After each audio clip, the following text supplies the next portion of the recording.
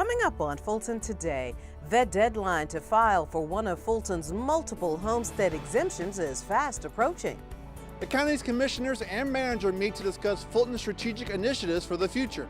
I'm Brian Robinson, and I'll have a recap of that meeting coming up.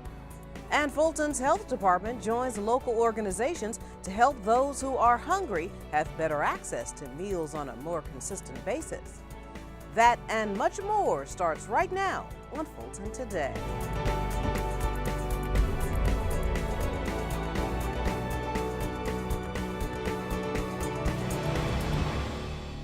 Welcome to Fulton Today, everybody. I'm Shania Chavis-Rucker. Fulton commissioners convene a special called meeting in order to gather for their annual retreat. Among the topics, Fulton's ongoing initiatives and a review of the county's strategic priority areas for 2020 through 2024. FGTV's Brian Robinson joins us now with more. Brian? Shania, along with possibly streamlining the strategic priority areas, which end in December of this year, Fulton commissioners are also exploring ways to involve the community even more when planning the budget. The primary purpose today is focusing on the next several years. It's been 4 years since Fulton's Board of Commissioners held a special called meeting to discuss the county's 6 priority areas of its strategic plan. The goal?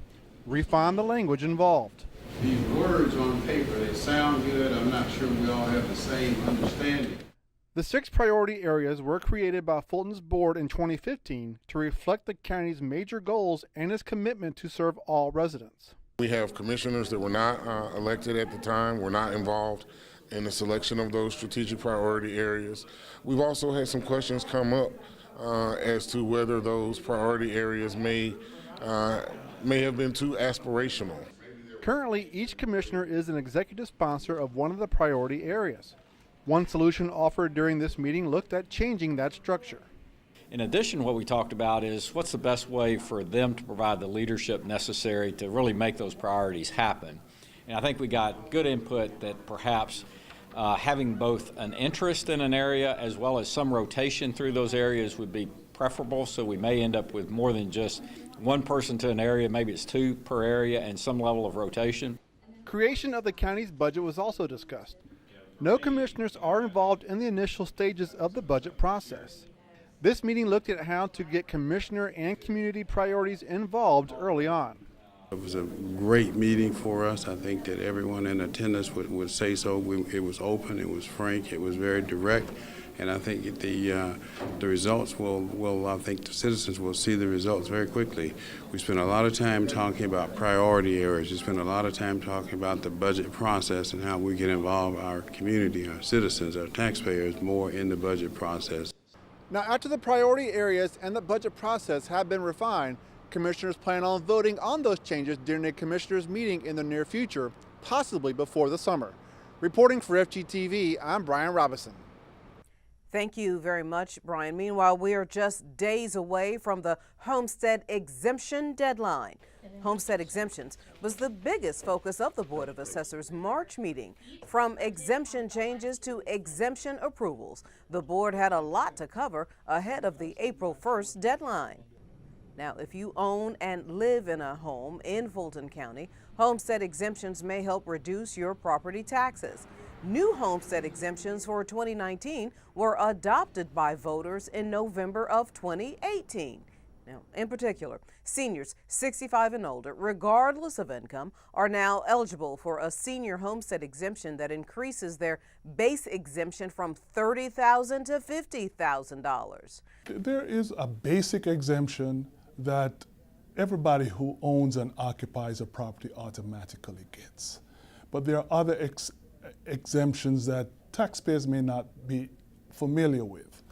Age 65, age 62 exemptions, age 70 exemptions, disabled veterans, and there's a whole list of exemptions that taxpayers could qualify for. And we have a booklet out, and the information is also on our website. Please take advantage of all these communication tools and apply if you think you qualify.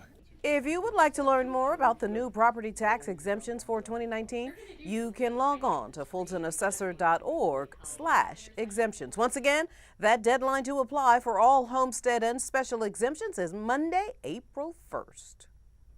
And Fulton's Board of Registration and Elections meet ahead of this week's special election to discuss the county's role in future elections. As voters were casting ballots to settle races in the city of Atlanta and Hapeville, the board's March meeting featured a number of topics, including the introduction of Fulton's new election chief, Joseph Evans. We'll be looking at and working on our poll worker procedures, everything from training to recruitment, to making sure that we're preparing poll workers to serve the voters of Fulton as best as possible. The board also talked more about House Bill 316. That's the bill that calls for replacement of Georgia's electronic voting system with touchscreens that print paper ballots. Fulton's Director of Registration and Elections shared with Fulton's delegation the benefits of those machines last month. Now, just days later, the director spoke to a joint delegation to recap the 2018 election and look ahead to 2020. Now, as a reminder, you can live stream the Board of Registration and Elections monthly meetings by logging on to the county's website and then clicking the Watch FGTV link on the left-hand side of the page. Next week marks the final week of the 2019 Georgia legislative session. And as Fulton leaders continue to follow the progress of House Bill 316, they are also keeping a close eye on other bills that the governor could sign that could mean change for Fulton County citizens. FGTV's Daryl Carver takes a look. While the passing of House Bill 316 would begin a new era in the way voters cast their ballot, where that ballot is cast on Election Day will not change. Among the bills that did not survive crossover day was House Bill 117. This bill would have authorized counties to allow voters to vote in any precinct of the county in which they reside during a primary, general election, or runoff. Unfortunately, this bill did not pass the House of Representatives chamber on crossover day and will not move forward this year. There is still hope that the bill will be heard again next year, since 2019 is the first session of the biannual for the Georgia General Assembly. Fulton County leaders continue to follow the progress of House Bill 234 and its companion, Senate Bill 158. As previously reported, these bills are called the Anti-Human Trafficking Protective Response Act and would allow the Department of Family and Children's Services to provide emergency care to a child who's a victim of sex trafficking. The county's goal of ending the HIV/AIDS epidemic by 2030 could receive an assist from the state if House Bill 290 continues on its current path. This bill establishes a 3-year pilot program for the purpose of providing pre-exposure prophylactics drug assistance or services to persons who have tested negative for the HIV infection but who have risk factors that expose them to HIV. The House of Representatives passed this bill by substitute with a vote of 129 to 19 in early March, and the bill is expected to be heard in a Senate Health and Human Services Committee meeting soon. This bill will help Fulton County's efforts to reduce the HIV/AIDS epidemic, since a key component to anti-HIV strategy is reducing new infections. Once again, you can keep track of these bills and others affecting both the county and the state by logging on to legis.ga.gov. The 2019 Georgia legislative session ends Tuesday, April 2nd. Reporting for FGTV, I'm Daryl Carver. Doorkeeper of the house. Fulton leaders are ready to welcome a new class of youth commissioners.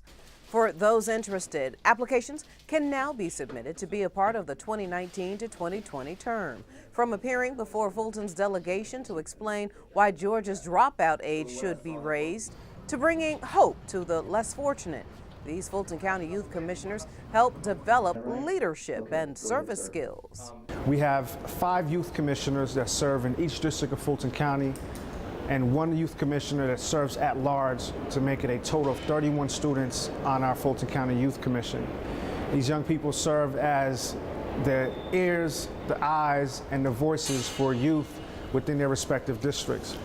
Their roles are to go within those districts, identify the issues and the needs from a youth's perspective, and in turn bring those issues back to the Youth Commission body and in turn we help create solutions and advocate the support of local partners, grantees, and our Fulton County Board of Commission members.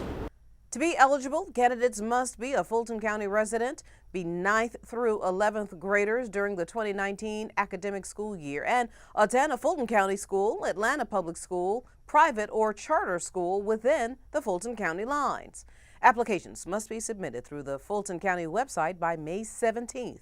For more information, just contact Reginald Crosley at 404-612-7386 or just email him.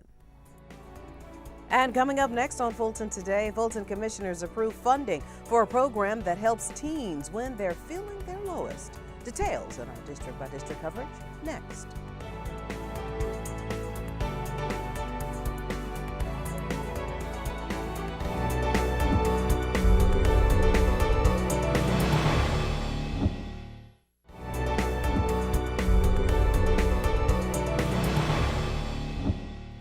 Fulton commissioners seek ongoing state funding for transit and accepts a grant to help fund the Text for Help program. Here's this week's district-by-district coverage. District 1 Commissioner Liz Hausman leads the charge to request ongoing state funding for transit expansion. The North Fulton Commissioner made the motion to ask the state for adequate funding for public transit during the Department of External Affairs legislative update. The request also asked for a partnership with the county, MARTA, and the Atlanta Region Transit Link Authority to provide the resources to implement transit expansion. I would like to have a policy statement that reflects that without state funding, the ATL governance model should have little to no impact on what we're doing in Fulton County. The motion was seconded by Commissioner Nanley Hall and approved by the board without opposition. In 2018, Fulton County completed a transit plan in coordination with the 14 cities outside of Atlanta. Voters approved a T-SPLOS referendum in 2016. Fulton's anonymous crisis texting line for teens gets some financial support. District 2 Commissioner Bob Ellis got the support of his colleagues to accept a grant from the Fulton DeKalb Hospital Authority in the amount of $23,500. This is all again for the Text for Help program. Now, as we've shared with you, the North Fulton representative, along with officials from Fulton County School System, launched the program at 10 schools in the county. He had the vision. He wanted to implement it right away. So I would say that once he did the research and identified the program, we were up and running in probably 2 months. Behavioral health officials believe that based on studies, teens are more likely to text instead of call someone when they are in distress. This program allows teens facing stress or a crisis to reach a licensed clinician. And Fulton declares a day in recognition of Intellectual and Developmental Disabilities Awareness Month. District 4 Commissioner Natalie Hall is the executive sponsor of the county's All People Are Healthy strategic priority. She says when it comes to behavioral and mental health issues, Fulton is committed to offering services for those in need. The commissioner shared more about this population and their needs during the official proclamation ceremony. And whereas intellectual and developmental disabilities are chronic conditions attributed to mental and physical impairments which begin early in life and affect major life activities such as self-care, mobility, language, learning, and self-direction. March is Developmental Disabilities Awareness Month. The campaign seeks to raise awareness about the inclusion of people with developmental disabilities in all areas of community life. And to learn more about Fulton services, you can contact the county's website. And still to come on Fulton Today, Fulton's health department helps the less fortunate have access to food on a consistent basis. Stay with us, everybody.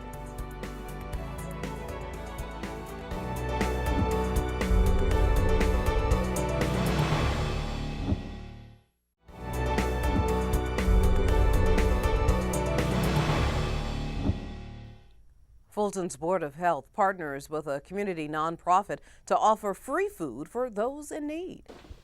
Every Friday, the food pantry is open at the county's Oak Hill Child, Adolescent, and Family Health Center on Metropolitan Parkway. Now, the pantry is open from 11 a.m. until 2 p.m. for any member of the public. Individuals can come to us for emergency food, emergency rent assistance, emergency utility assistance throughout the week. But what we're most known for are our large festivals of services, where we invite families from low-income neighborhoods to come en masse and enjoy a hot meal, free haircuts, toys, school supplies, and benefits planning for their families. The county partnered with the Hosea Feeds the Hungry to open this free pantry every Friday. March is National Nutrition Month, and Fulton County is putting a special emphasis on one particular population, seniors.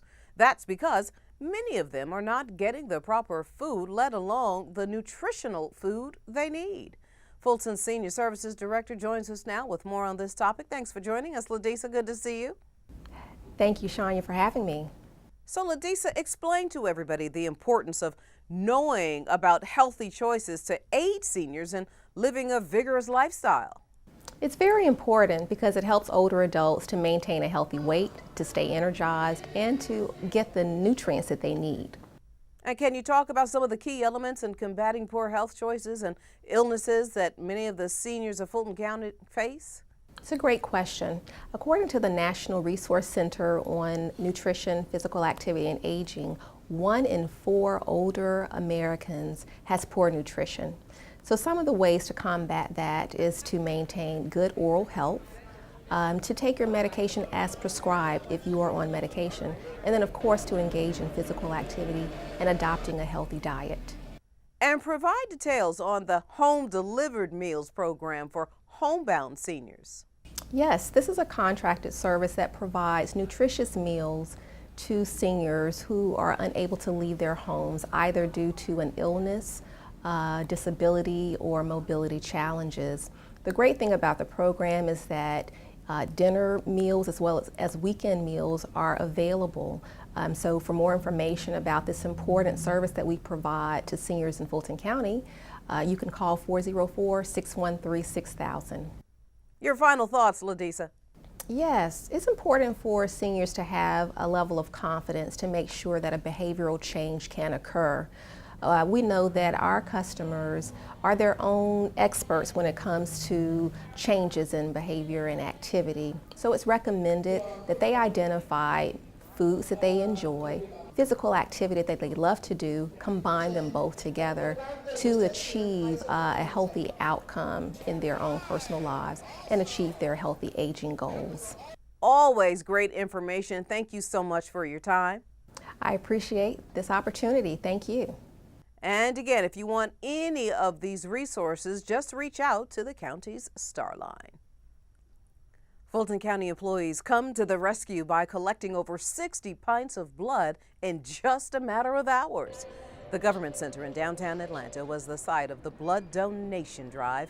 Fulton employees rolled up their sleeves to offer assistance to the American Red Cross. It's a patriotic thing to do. I believe in saving lives. I know that they're in I think it's down to like a 3-day supply right now. And so, I mean, they're really needing it, and it's an important thing that we can do to help others. Fulton employees donate several times a year at several county facilities. Just 1 pint of blood can save up to 3 lives. Way to go, Team Fulton. Still to come on Fulton Today, 2 Fulton County departments team up to spread the joy of reading. Stay with us, everybody.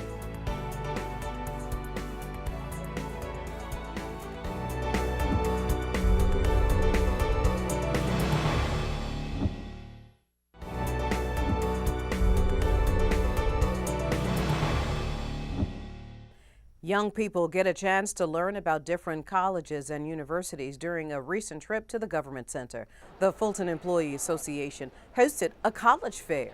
Representatives from several local and regional colleges answered questions and provided information about their respective schools. I think this is like maybe a helpful thing to see if any of the colleges offer your major of what you want to do. I think it was very informational, and it gave me a little bit on the insight on like the colleges I want to go into and stuff. This college fair is an annual event for employees, high school, college, postgraduate, and non-traditional students. And finally, Fulton's library system is also working with the county's public works team to spread the joy of reading. You know what rhymes with car? Library officials and the Public Works Public Education Outreach Team met at One Georgia State University's Child Enrichment Center for some story time and activities. Now, the goal of this partnership is to encourage young students and teachers in Fulton County to sign up for library cards. We showed the students and the teachers the many resources that the library system can offer them, and that ranges from things like storytime programs at the library, other activities that they can do online through a new online web resource called Miss Humblebee's Academy, and the teachers can use that and pull web resources to use in their classrooms, as well as showing videos, playing songs, telling stories through the online resources. On this particular day, these youngsters learned about words that rhyme and were given the opportunity to show off their dance moves.